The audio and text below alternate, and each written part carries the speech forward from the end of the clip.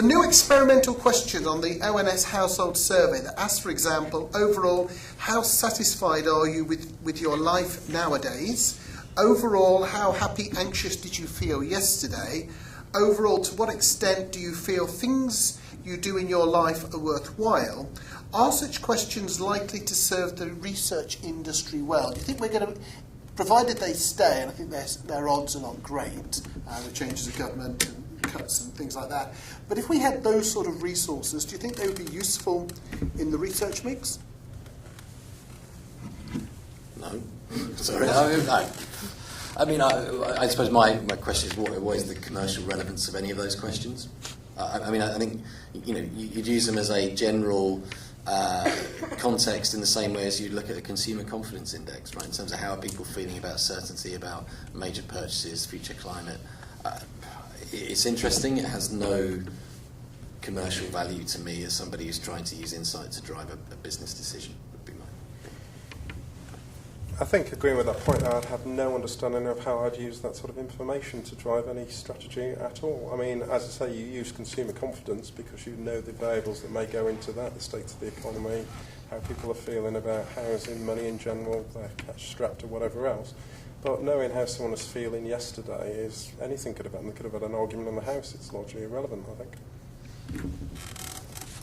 Yeah, they're a bit lightweight, aren't they, really? Personally, I think when you start talking about anxious and stress and all that sort of stuff, what does it mean just one day being stressed? That's of no interest at all. It's in long-term stress. That's what we want to know. These are all about well-being, by the way, aren't they?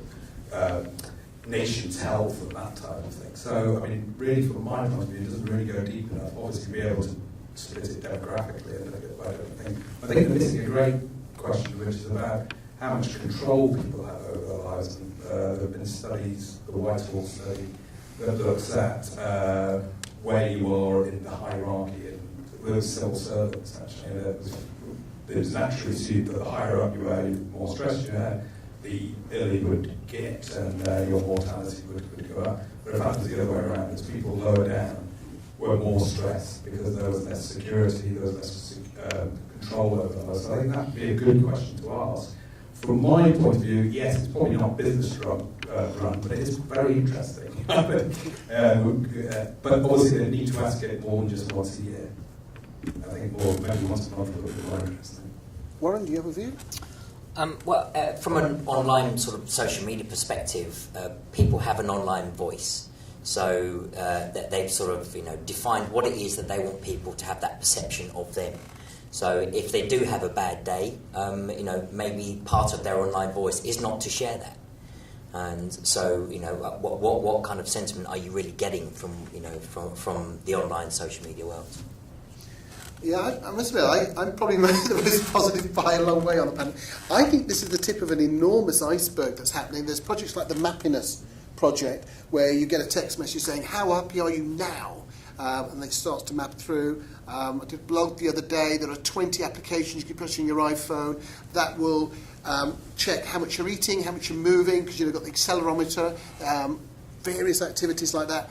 People are going to start body caching in a growing amount. There's companies like Mesh Planning who do this sort of stuff using mobile phones. What have you just seen? What do you see? What do you feel like? And so on.